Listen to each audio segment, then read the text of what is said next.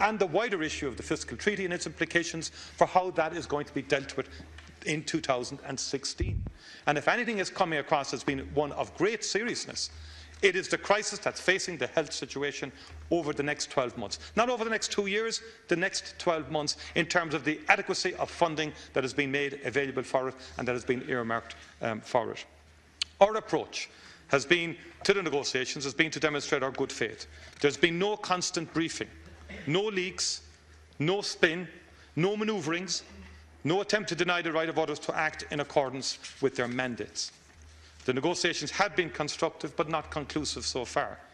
However, I believe that we are close to a position where deputies will be in a position to state what government option they will assist and support.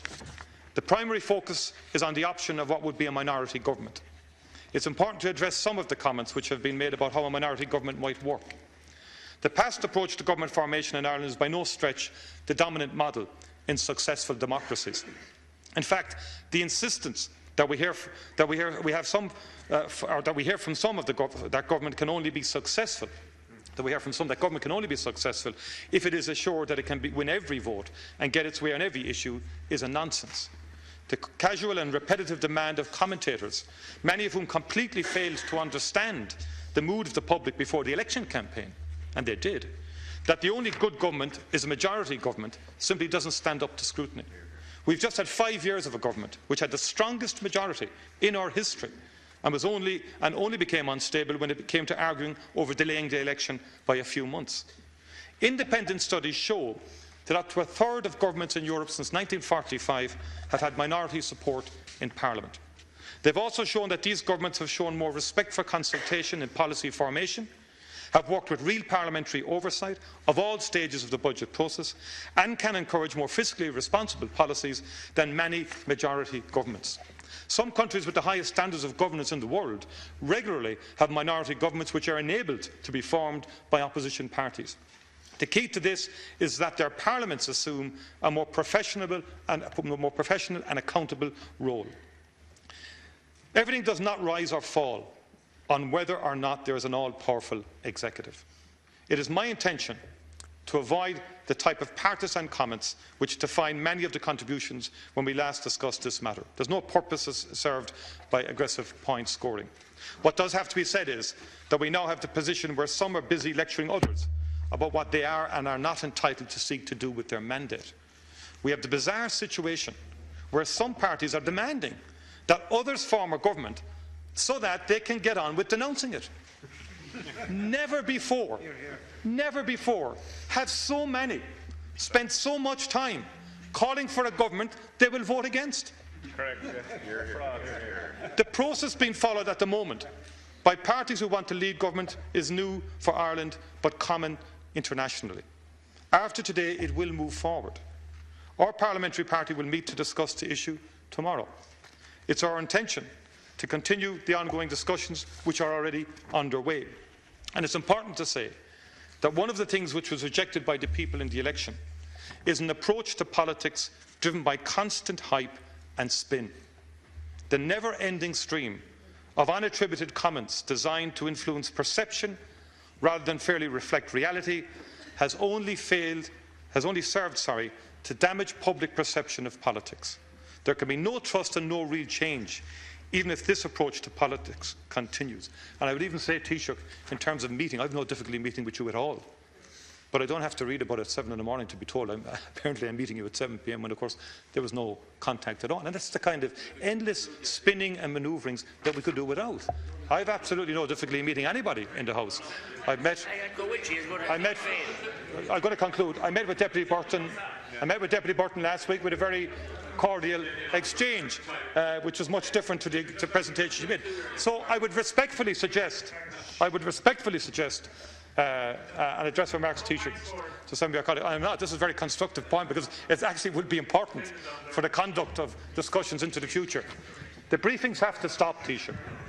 The briefings and the manipulation of opinion has to stop if there's to be any reasonable prospect of moving things forward. And as a bottom line, I would say to Taoiseach, parity of esteem and respect is important for everybody in the House. And what that means is, if people are saying to Fianna Fáil, that we expect you to support the minority government in terms of if a majority of independents or people come along and are going to support Fine Gael. The same applies to the Fine Gael party.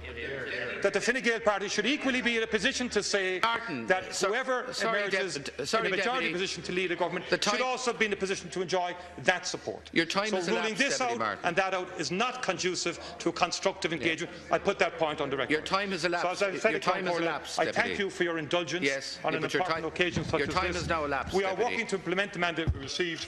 We want to rebuild trust based on a new government, new priorities and reformed politics. Thank you very much. It's not just a challenge for us, it's a challenge to everyone here in this House. Thank you, Ceann Comhairle. Can I say to Deputy Coppinger before you start that I've given extra time beyond the 5 minutes allowed to both the Taoiseach and to Deputy Martin.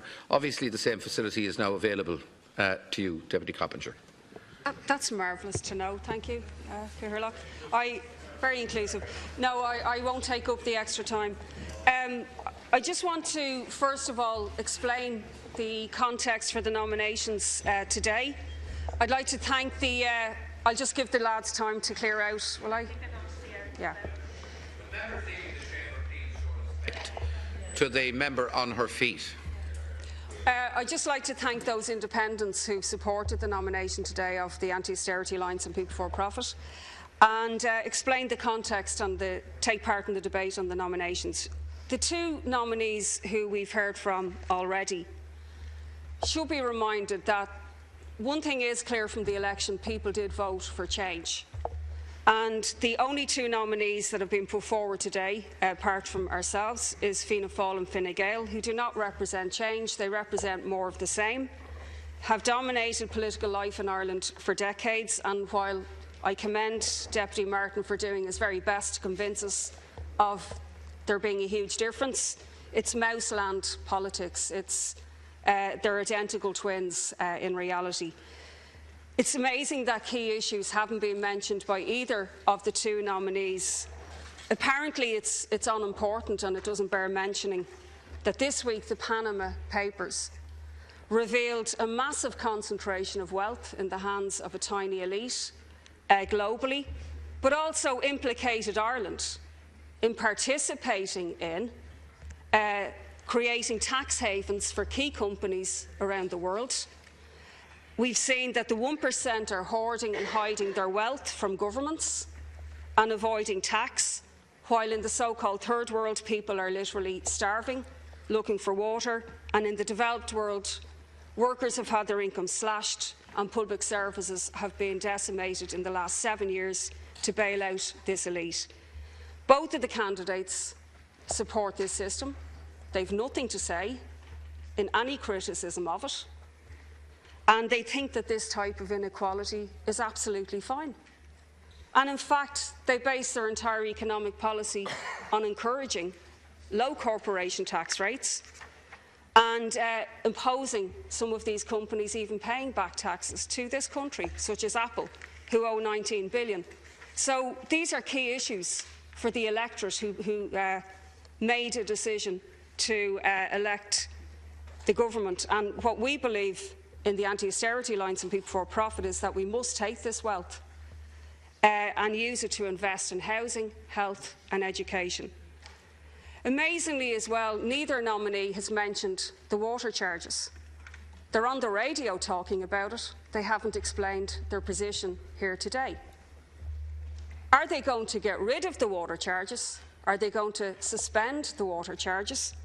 The two parties are doing their very best to minimise this issue, to bat it out of the way, and we would say in the Anti-Austerity Alliance and People Before Profit, we encourage people to maintain and accelerate the boycott of those charges, because clearly we can't rely on these two parties, and particularly we can't rely on Fianna Fáil based on their negligence of mentioning the issue, as being the way to get rid of water charges. We will have to refuse to pay, to put them under pressure, to completely abolish them.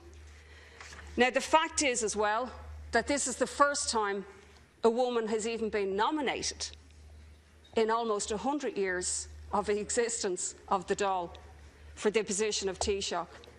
And I think that that says a hell of a lot about the position of women in Irish public life over the last century. because the deputy from Fianna Fáil mentioned that she's not a second-class citizen.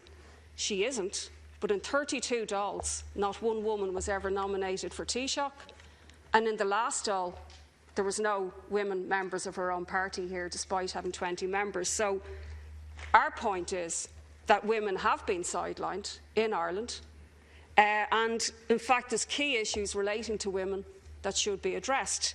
1916 has been mentioned quite rightly. The women who fought in 1916 were very quickly brushed out of the picture and erased from history.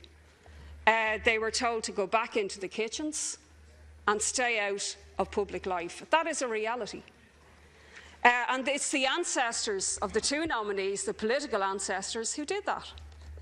And it should be mentioned. And what they subsequently did was they allowed the Catholic Church dictate a huge amount of people's lives, giving them a special place in education, a special place in health, and huge control over people's lives. Now, people have rejected that type of society in the marriage equality referendum, and they've made their position clear. They want social progress, they want equality.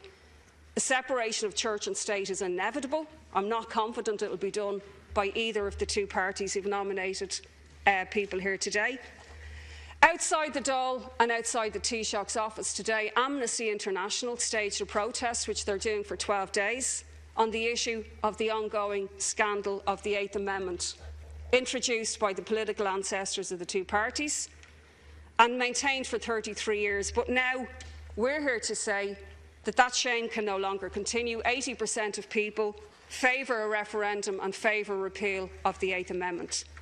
And are the parties here, again, you didn't bother mentioning it, but in your negotiations and your discussions, we don't want a commission looking into it. People want a referendum, and the democratic right is to have one, and for you not to suppress that as an issue any longer. We'll be discussing Dáil reform. It shouldn't be the privilege of a government to prevent the general populace having a referendum on a key issue of civil liberties, which clearly they want. I just want to finally mention housing. I know a lot of deputies have left to go and hear Erica Fleming speak about her situation. I commend Erica for campaigning over months in a very difficult situation. I took part in an occupation with Erica of a house to highlight the ongoing housing crisis, and it's scandalous that she's still in the situation she is in. There has to be an end to the privatising of housing, and taking that issue into public control will be the only way that we can end the housing crisis. Just finally, on the talks process, I do not welcome a Fianna Fáil or Fine Gael coalition or partnership, unlike what Deputy Martin has said. But what I would warn is that if the two traditional parties and the so-called independents who are having chats with them for the last while, who are not really independent because obviously they're willing to be to horse trade with the two traditional parties and prop them up if needs be. But if these two parties think that you can continue to rule in the old way, you can forget it.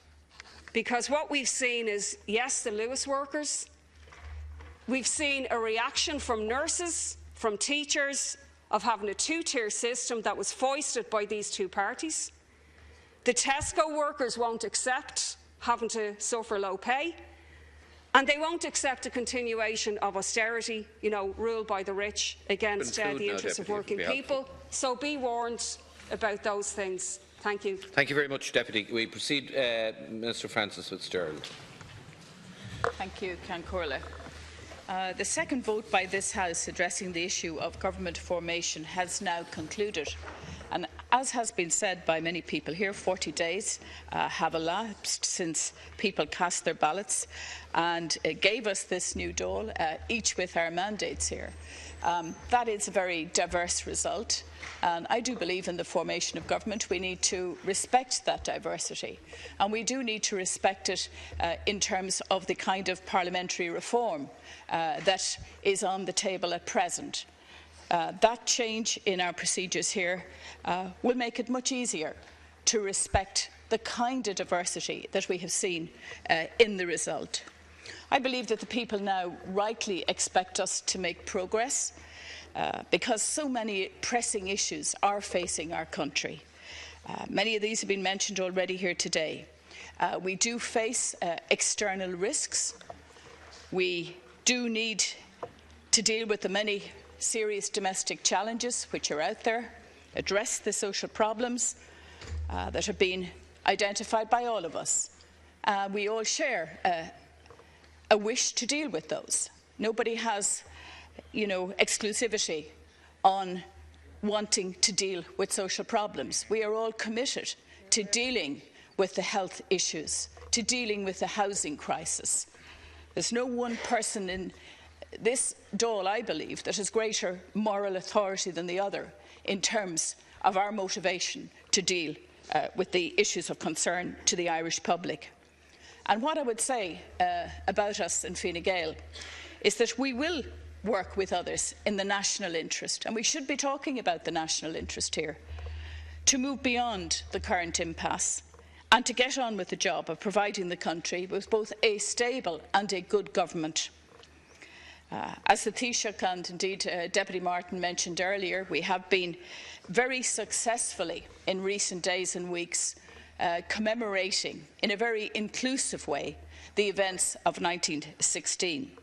And I do believe that the people have been moved by that very inclusive, respectful, dignified approach that has been taken to those commemorations. I think we should take that spirit of inclusivity now and respect that in the process of government formation. We should try and avoid posturing. Deputy Martin talked about how the public view politics now. Well, political posturing doesn't help that view, and we really have to put the country first. I don't think we should be bound by either tribal mindsets or by historical tradition, because we are, as everybody keeps saying, we are in a new situation. So let's work together to fulfil the ambitions of this country and to address the challenges of those we represent, and the challenges that people see in their own lives, in their families and in their communities. And I have to say that that has been and remains the driving force behind the efforts that Taoiseach Enda Kenny has been making in recent weeks. Obviously, that's been reflected in the work that we've done with the 15 independent deputies. We have been trying to work hard to look at the solutions to all of those pressing problems, whether it's in relation to housing, homelessness, disability, the mental health issues, and all of the other areas that need addressing. And I hope that everybody will approach this process in a very bona fide way, really trying to bring about a stable government. And I think that people would welcome the kind of language that has been used by some here today, not by everyone, but by some, who talk about putting the interests of the country first rather than party interests. I think that is the challenge in the next few days, because I think it should be days rather than weeks, because people want to see a stable government shortly. They don't want this process being dragged out for weeks on end. And I do believe with the right commitment, we can put a stable government in place so that that stable government can then begin to work even more effectively with the Dáil than has been the case in the recent past. Thank you, Caoirle. Thank you, Minister. The next speaker on behalf of Fianna Fáil is Deputy Jim O'Callaghan. is more an own agus an privilege domsa a bheithan seo ar son na daoine ón chuún bailach lé a has tá súlagam go méid mé in teachta dála díthilach agus fear éfechtach I ritheanna blianta nó beidir na seachtainna se thugan. Ceann Comhairle, this is the first time I've had the opportunity to address this House, even though already I have voted 7 times in the election for a Taoiseach, which may be a record in itself. I think I've voted nearly the same number of times in the election for a Taoiseach as I voted in general elections. For the past 3 weeks, I've been a member of the Fianna Fáil negotiating team, which has been a great honour. And I want in the first instance to commend the independents with whom we have been negotiating during the past 3 weeks for the purpose of trying to push a government together. Those independents have approached those talks with great diligence. They've approached them with great seriousness, and I know that they have a desire to ensure that this country is provided with the government it so requires. One of the issues I've been dealing with the independents is the whole area of justice, and I'm very pleased that the Minister for Justice is here. There are very many issues in respect of justice that I believe need to be reformed in this country. Some of them have been mentioned in the draft document put forward by Fine Gael as a draft document for discussion. I believe that they have not been put forward sufficiently. If I could just identify 3 of those issues. One of the issues that I believe needs to be reformed is in respect of judicial appointments. We need to depoliticise the appointments of judges so that we get the best people occupying those very important positions in our superior courts and indeed our courts of local and limited jurisdiction. Another area of reform and justice which we require is in respect of the parole board. For many years we've had a parole board, but it needs to be put on a statutory basis. That has to be done, and that's something that any new Minister for Justice must take on board immediately. Also, we need to ensure that there are greater powers given to the Criminal Assets Bureau. We had the opportunity of discussing with officials from Justice the issue in respect of a review of the powers of the Criminal Assets Bureau. That review began in 2011, and I regret to say it still has not concluded. And they are just 3 very important issues in respect of justice that need to be addressed. I also think we need to have a recognition that the result that the Irish people have delivered is an unusual result. It is not the traditional result that's thrown up by an Irish election. And I think we need to recognise that more time than usual is going to be required to put together a government. We're not the longest period of time now from a general election to the formation of a government. Back in 1992, it took us 45 days. We're going to beat that, but I think we should recognise that in the future in this country we're going to be looking at minority governments more than in the past, and it's probably going to be the case that we're going to be looking at minority governments in a number of occasions in the future. I want to say that Fianna Fáil has played its part very seriously in those negotiations, and we will continue to play our part as a responsible party that will always put the country first. And I don't think we should be criticised for taking time in respect of these negotiations. The outcome of these negotiations will have a huge consequence for this country, not simply for the next 2 to 3 years, it will have a consequence for the next 10 years of this country, and I believe the only valid alternative and real option to the government that is departing is a new government led by Micheál Martin and Fianna Fáil. If that is not available, Fianna Fáil will be responsible in its obligations to the people of this country, in this House, and in recognition of any role that a government has to play. Thank you. Thank you, Deputy. Now, on behalf of Sinn Féin Deputy Peadar Tobin, you have 5 minutes, Deputy. According to the Irish Association for Emergency Medicine, 350 people die in this state as a result of overcrowded emergency departments.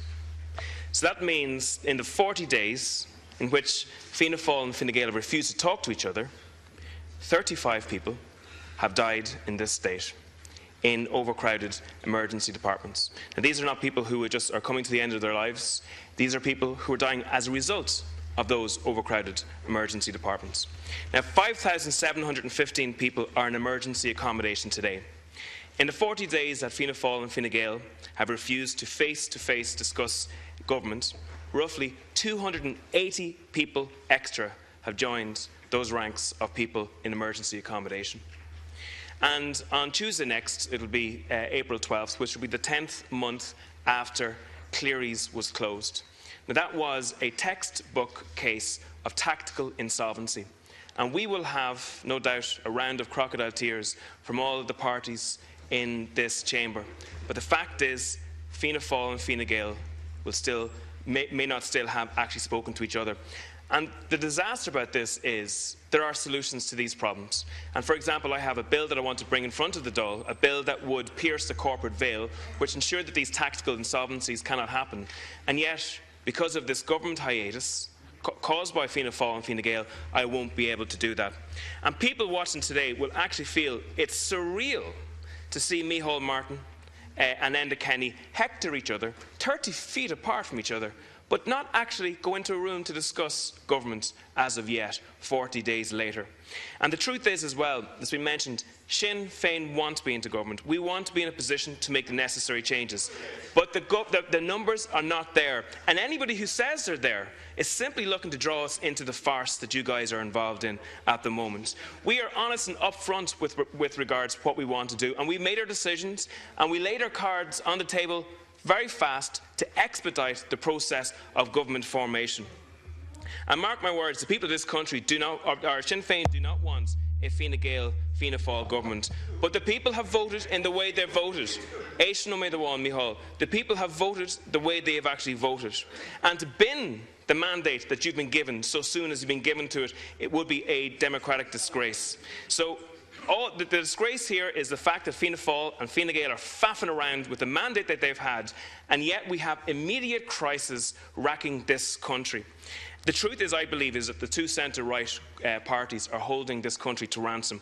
What they're saying to is, you people with the housing problems, you people with the health problems, you people who are unemployed and are suffering poverty and injustice, you wait, because we're going to set about improving our political fortunes into the future.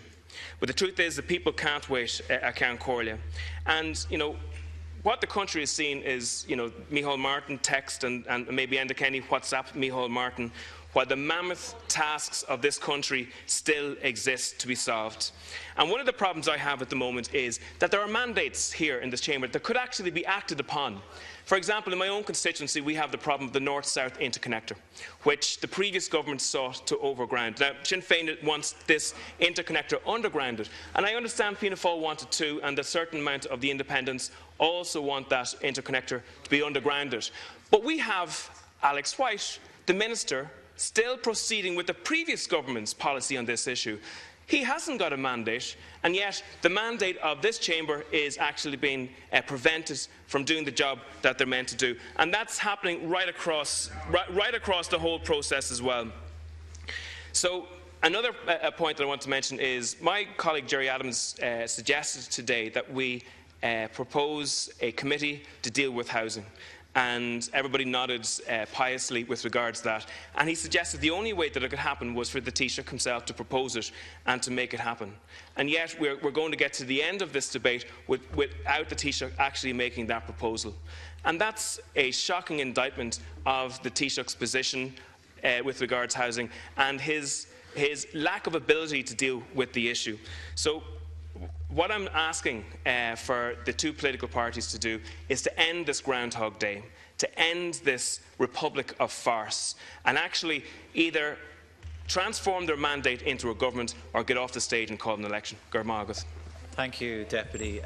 With the permission of the House, I'd like to vary the speaking slots from 5 minutes to 3 minutes in order to accommodate everybody that I have on the list. Because at the moment we are in a 30-minute slot, but it'll take 42 minutes in addition to what we've already taken. Let me finish, please. So the purpose of requesting the reduction to 3 minutes would mean we can move on to the next. Just a second, Deputy, I'm not finished. Which will leave us with 42 minutes, which will allow us then to move on to the next part of the order paper, which is the statements on Dáil reform.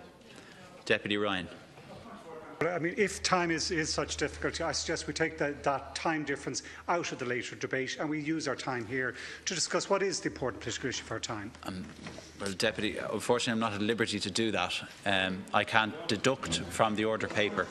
Sorry, Deputy Ryan, I cannot deduct understanding orders from an order paper already agreed. Well, absolutely. I'm trying to be as fair as possible to everybody, including yourself, Deputy Ryan, because you are speaking next. So, sorry, after Deputy Kelly and Smith. So I just want to make it very clear that, you know, we have an opportunity for everybody in the House has indicated to me that they wish to contribute to give 3 minutes of their time. So if I can have the agreement, then we can proceed in a fair manner, which I think is the fairest way of dealing with the issue. Okay. Don't seem to have read my name. Deputy, forgive me, your name? Deputy Murphy. Another one of us. I do not have you on this, Deputy. Well, I actually was on the list. Well, the Ceann Comhairle has written the list out here before me. Well, actually, it was done quite a while ago, and I'm sure Deputy Moynihan can assure. Okay, well, if you could speak to Deputy Fleming. Okay, well, look, I'm going to continue. The next speaker is Deputy Kelly. Minister Kelly, excuse me. Thank you, Ciarán. I'll be as quick as I can. Just to commence by agreeing and with the Taoiseach and other deputies and congratulating those who organised the events around the 2016 commemorations. I think the way in which it was conducted was absolutely incredible. Particularly, I'd like to congratulate RTE on their role. They often get a lot of criticism, but their role was it was a fantastic role that they played. Also, I think we should all acknowledge the role of the Defence Forces. I acknowledge the work of the 2016 team, particularly the coordinator, John Concannon, who I think was the right man for the job and did an incredible job. The Taoiseach has outlined Labour's decision regarding the vote on Taoiseach today. I'm not going to go into that as we are short of time. It's been 6 weeks since the election.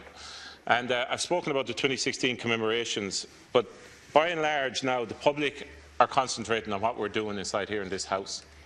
They've moved on. We've had our space, and what we've seen to date has basically been a bit of a charade. We've seen a bit of flirting. We've seen negotiations going on between Fianna Fáil and independents, Fine Gael and independents, and we've had a version of Lanigan's ball. I stepped in and he stepped out again, and then we had negotiations by Instagram and by Twitter, where Michael would update us all by Twitter, or Matty would go on another radio station looking for more attention. So basically what we've had is a pantomime, and the public aren't laughing. And really what has been generated is shown that within that pantomime, the two principal participants, both Fianna Fáil and Fine Gael, there's very little difference. So we're looking forward to seeing the flirting finish and the courtship start this evening. And hopefully we'll all be back in a few weeks' time with a government that's stable and a marriage that we can all witness. Because the reality is, and I've looked at some of the reality is that I've looked at some of the proposals being put forward, and particularly, what I say, in relation to housing, and there was very little difference. In fact, basically everything that has been proposed, as far as I can see, in some way has been proposed or has been copied and pasted from documents that have already been put out there. The facts are that we have a positioning in it all, with Fine Gael as the largest party, with Fianna Fáil second, Sinn Féin, then Labour, smaller parties and others. And those numbers mean the inevitability of the marriage that we all know is necessary in order to have a government here. And the pantomime that we've had has to end. So, let's all face into the facts that we have a Dáil where there is a quarter of the people elected who have no intention of ever serving in government. We have a Sinn Féin party who don't want to go into government, and that must be acknowledged, and that's fine by me because I don't want them to go in either. With Fine Gael, who are making some sort of effort. We have Fianna Fáil, who I believe are being too cute by half. I found Deputy Martin's contribution here tonight to be one of the most patronising I've heard inside the Dáil here in many years. Thank you, Minister. The simple facts of the matter, the simple facts of the matter is this: is that in 2011, we in the Labour Party had to put the country first at this most difficult time, and we did that. And you might disagree with what the Labour Party did, but the Labour Party produced and the Labour Party went into government for the benefit of this country. I'm now calling on the marriage that has been proposed, that will be the courtship, which will begin later on this evening, that for the sake of this country, this marriage is required. Thank you, Minister. Because otherwise, if this courtship ends soon, well then, the alternative is we all do what Leo Varadkar has tweeted, and we get our posters ready. Thank you, Minister. The next speaker on behalf of the AAA PBP is Deputy Breed Smith. I suppose just to give a perspective of somebody who's brand new to this House and the procedures and the atmosphere in it, it's been painfully slow 40 days, as the 40 days that Richard Boyd Barrett earlier alluded to. But what's in my mind all the time is how dreadful this looks to the public out there. And the public who has been already said by many deputies here, who are suffering from the housing crisis, disabilities, urgency in waiting on trolleys for health care, and indeed people like the Lewis strikers and those who are voting tonight in Tesco's for taking industrial action if they don't get their pay rise. How frustrating it must be to think about the maths of what's going on here. For 40 days we have been highly paid, both on salary and on expenses, some of us higher than others, to do nothing, because we've done nothing. And all of that resources, all of that finance that's wasted, while many in this House would criticise Lewis drivers and others for taking strike action to improve their conditions. But one of the repeated mantras that keeps coming back to me and jarring in my brain is this idea that we're all trying to fulfil the ambitions of this country and that we have to put the interests of the country first. I mean, look at the diversity of political opinion in this House. The interests of this country are not shared by everybody in this country. When Enda Kenny and Micheál Martin talk about the interests of this country first, they mean certain interests, and I mean different interests. There are competing interests. And just to give the example of the question of homelessness and housing, the Minister for Housing, who has just spoken, has repeatedly driven the interests of the private market, the developers, the builders, on the question of dealing with the housing crisis. We here are interested in ending the housing crisis and beginning the provision of tens of thousands of social housing, which is the only way of addressing it. Driving it into the private market, to private landlords, to developers, is actually ruining any possibility of ending it. The last thing I want to talk about is the water charges. Over 90 deputies were elected, very clearly those to my left, stealing the clothes of the left and saying that they would do something about the water charges. Over 90 deputies were elected to do something about it, and nothing has been done. At least can we get our act together and do something about the issues that we do have in common. People stood outside the Taoiseach's office today demanding repeal the 8th from many parties. Let's get our act together and do something about that. But I do detect from Deputy Callaghan's comments, his last comment, is that we will have white smoke soon, and we will have some arrangement whereby a government will be put in place. But I do think it's outrageous that we're taking another week off and we're getting no business done in this House. And I want to say to the public out there, when we get around, and this side of the House have working closely with the Right to Change and the Right to Water TDs in this House, to put together a joint motion on water charges and other issues, and we will work with others who are interested in doing this. I'm calling on the public to get outside the gates and support us on this. The public that voted for us, the people, the real people who are fighting back to try and change their lives in this country and whom we're concerned about. There are competing interests in this country, and they're the interests of the rich versus the rest of us. We represent the rest of us. Thank you, Deputy. The next speaker, on behalf of Independence for Change, is Deputy Tommy Bruin. Thanks, Cathaoirleach. First of all, I'd like to say that I was delighted to support the nomination of Deputy Ruth Coppinger for Taoiseach. A historic day indeed for Dáil Éireann, and previously of the nomination of Richard Boyd Barrett. I've always believed in the unity of the broad left, and I'd hoped down through the decades that the years that my former party would have been, if you like, the fulcrum of such a broad left government, and would have led such a government.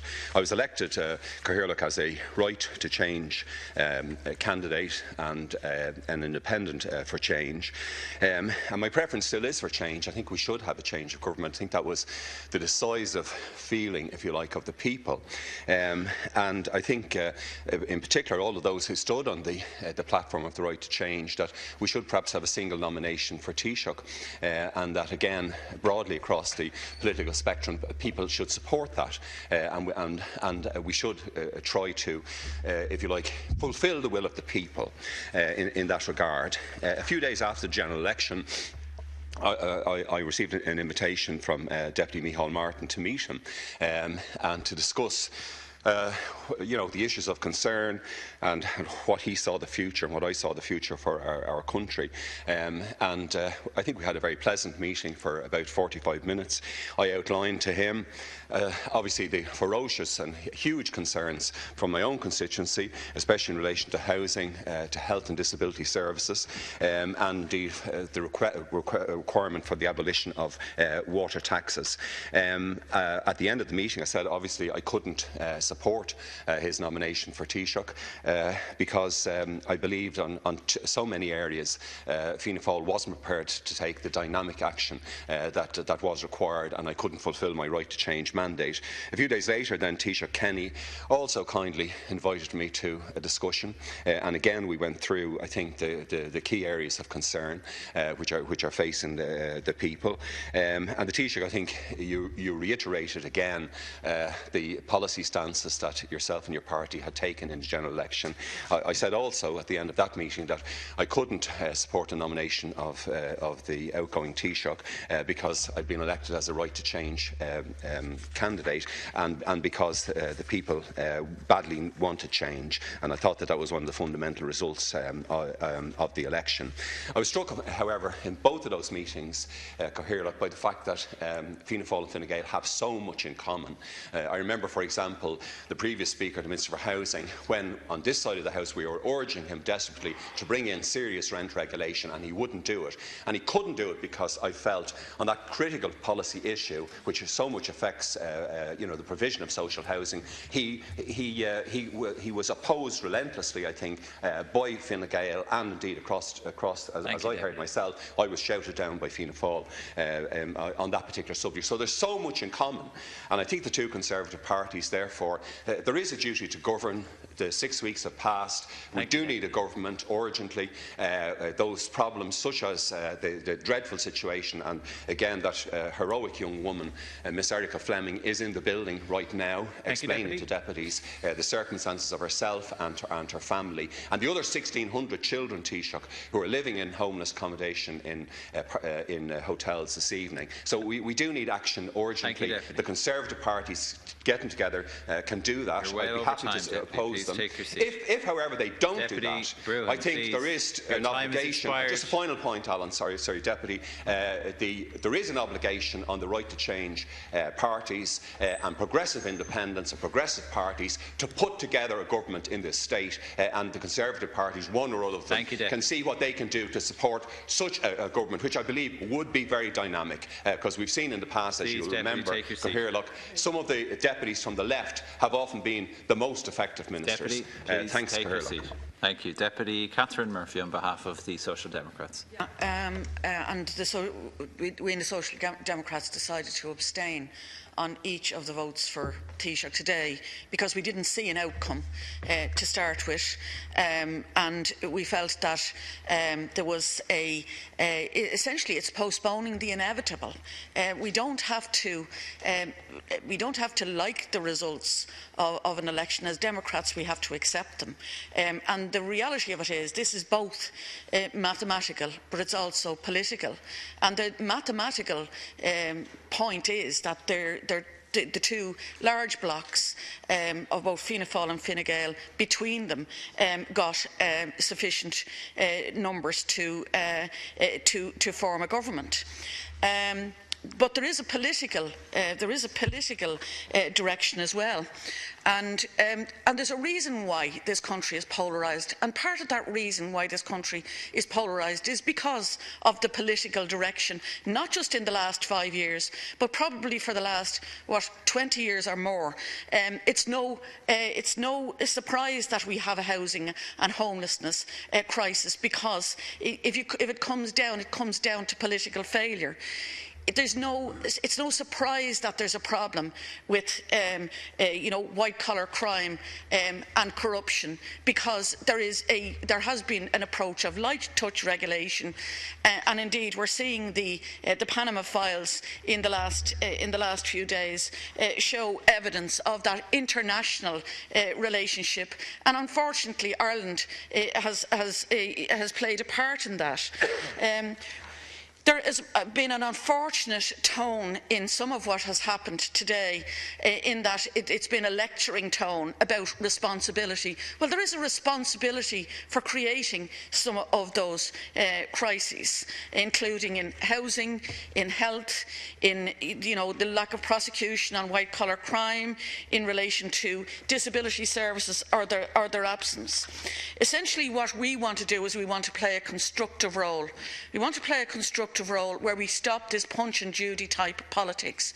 But there needs to be a programme for the Dáil as well as a programme for government if there is going to be an involvement of the very polarised Dáil that the public have elected, or the citizens have elected. And it's polarised because society is now polarised. And it's polarised because we've ended up with a very unequal society. Some of that is about the lack of progressive budgeting. Some of it is about the extent of, for example, child poverty. We ran on a mandate, seeking a mandate on a strong economy, on honest politics and on a fair society, and we've got to interpret our mandate in terms of what we do. But we want to play a constructive role, but that constructive role, we believe, is within a Dáil, where there's a programme for the Dáil, where we can look at the broad strategic approach on, for example, health, on housing, on how we deal with corporate governance, on how we deal with child poverty, on how we deal with crime, and a whole lot of other issues, where we take a strategic approach and then we act in a constructive way if the government are obviously pursuing those issues in a way that we believe is in the interest of the country. Thank you, Deputy. Now, on behalf of the Green Party, Deputy Eamon Ryan. Thank you, Carla. I'd like to first of all join those in congratulating and commending everyone who took part in the Easter 1916 commemorations. And personally, I think there was one moment just struck home to me, that people recall that moment on the Sunday, the 27th, outside the GPO, where the words from the chaplain, I think, rang true, the army chaplain, when he said, "Another day begins." He said, "Give us courage to step onto new ground. Eyes young again with energy and dreams, help us to believe in new beginnings, to listen to the voices that challenge, and to sing a new song for Ireland." And he set out in very clear terms what that new song might be: respecting social justice, both unity and diversity, and respect for our environment. Now, Taoiseach, I very much commend you and your colleagues for the work you did in terms of the process of engaging with the independents or with their own party, but I'd have to say the outcome of it to date, in that 109-page report presented last night, does not sing to me with a new vision for Ireland. And unfortunately, I'd have to say that such a minority government, be it led by Fine Gael or Fianna Fáil, has neither the numbers or the coherence that answers that call that was made outside the GPO for a new song that might inspire us. And I think, Taoiseach, we have a duty on all sides to try and create a 30-second Dáil which manages to get through the anniversary, the 100th anniversary of the very first Dáil, with a government which is actually able to work over the intervening 2 years or whatever period we have before that date. I listened to what Deputy Martin said with respect, and I would commend again Fianna Fáil for what he said is true, a constructive negotiation process. But I have to disagree with him when he says, or when he said it wasn't yet conclusive. I do not see how the current negotiations with the current arrangements, current configuration, will lead to any conclusive government. And I would love to hear from Fianna Fáil how in real detail they think that's going to work with 60 or whatever, 53 members you got today, not one additional, and Fine Gael, 50 plus Deputy Lowry. That's the reality of what happened here today, and I think we all have an obligation and a duty, if we're not to see a 33rd Dáil before the first Dáil anniversary returns, to actually consider and think how this could be done differently. If it isn't possible for Fianna Fáil and Fine Gael to work together, perhaps there's some other national form of government that might possibly work. I listened to Deputy Bruin and Deputy Murphy ahead of me saying that maybe the smaller parties and independents, I've listened to Deputy Connolly say this privately, if she doesn't mind me saying it earlier, maybe we should come round together and meet with ourselves without Fianna Fáil or Fine Gael, or anything to do with Fianna Fáil and Fine Gael, and consider maybe what the options might be.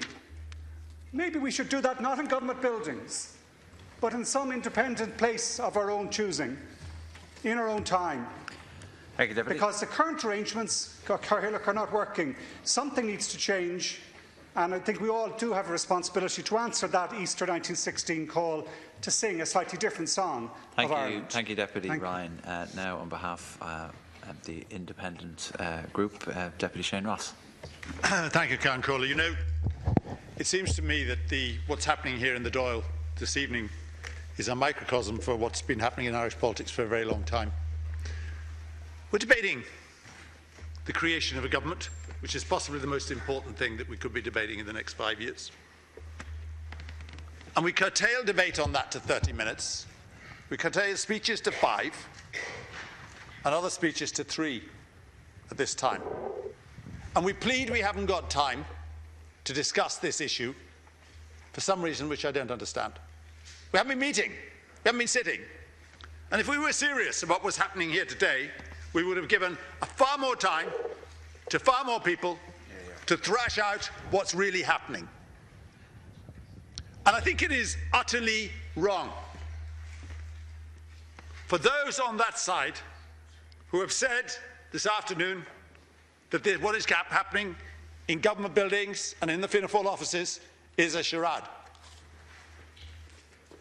We don't want, in the Independent Alliance, any plaudits from the Taoiseach or from anybody else for going to meetings to discuss the formation of a government. We regard that as a duty which was given to us by the electorate, and we're simply responding to their call. It is difficult, and I applaud Deputy Ryan, who attended those, and Deputy Martin of the Greens, who attended those meetings for a while and then decided, for reasons of his own, that he wasn't probably going to get what he was going to get out of it, or they weren't going to work in the way he wanted. But at least he attended, at least he contributed, at least he made an effort. It's not easy for any of us to go and talk to those people who we, weeks beforehand, had opposed and who had said things about us and we about them which are difficult to swallow in a very short time. But that was our duty, and that is what we've done, and that's what we are doing. And it seems to me it is an extraordinary situation for Sinn Féin to stand up here and call this a charade. And I want to take this opportunity, though, to congratulate them for being able to form a government with the DUP in Northern Ireland. I think that is an appropriate response to what they're saying about what's going on today. Those talks are not easy. But let me say this, whereas I agree with those who have said that Fianna Fáil and Fine Gael have not made that visionary jump. They are conservative parties by their very nature, and maybe are incapable of making that visionary jump which is necessary. They have moved, and they are trying to at least take on the message. The response is inadequate so far, but the message is being delivered that unless they cross that Rubicon, we cannot contribute to the formation of a government. But we are pledged, and I'm finishing now, Cairn Corley, we are pledged to take this process the extra mile. If it fails, it fails.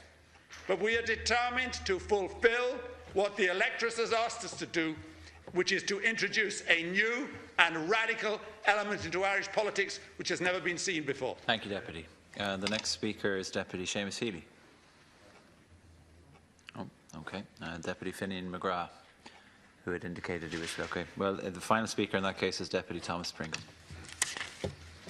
Thank you, Caoiseach. Thanks for the opportunity to contribute to the debate this evening. A lot has been made over the last couple of weeks about the responsibility of independents to actually engage with Fianna Fáil and Fine Gael in terms of looking at how to form a minority government that would rely on the support of either Fianna Fáil or Fine Gael to actually be a government at all. And a lot has been made. Some of us, I met with Fianna Fáil and I met with Fine Gael before this round-table discussions in government buildings took place. And after consulting with my supporters, I decided that I wasn't going to participate in that process, because I think I came to the conclusion that it was a farce, a lot quicker than the people who did participate in that process. And from talking to the independents who have participated, that is the general consensus and view that everybody seems to have, is that it has been fruitless because there has been no discussions between Fianna Fáil and Fine Gael in conjunction with that.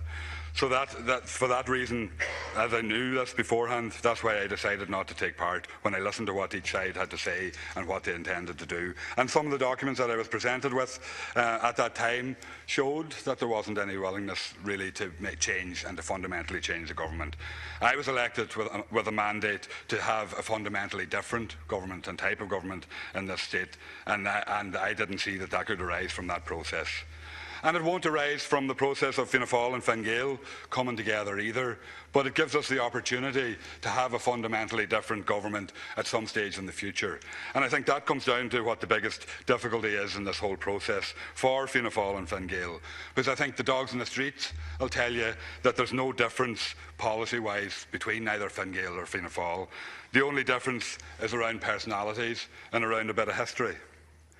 And in that history, since 1932, either Fianna Fáil or Fine Gael has been in government in this state, and either Fianna Fáil or Fine Gael has controlled the opposition within this House.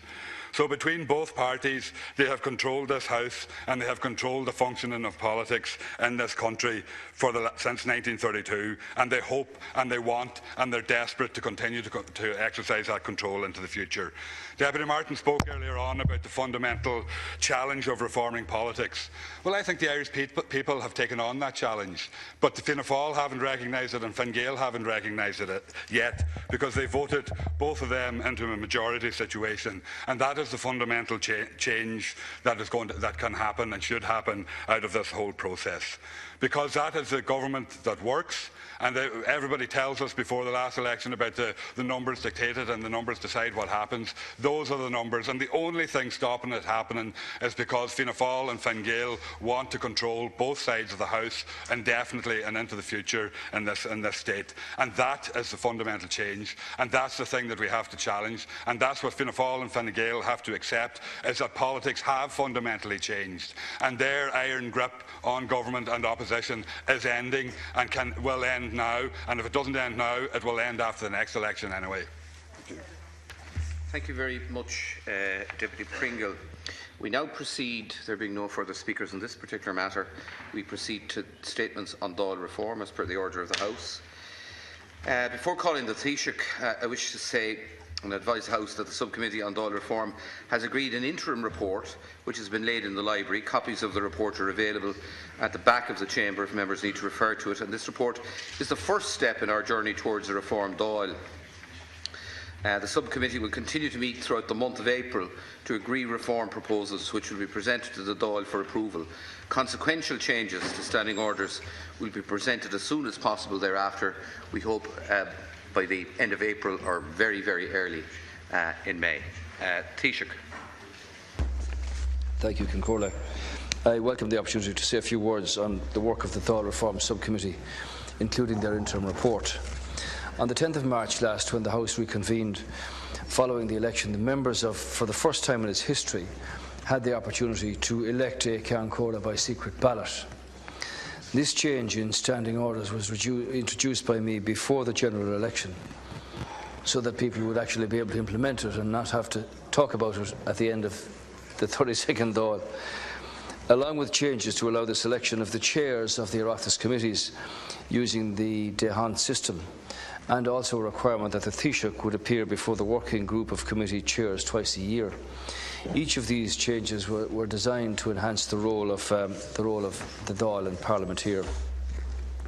Your election as Ceann Comhairle first in the history of the state by secret ballot, means that your office is now more independent and that you, as holder of the office, have a direct link to your colleague TDs like never before.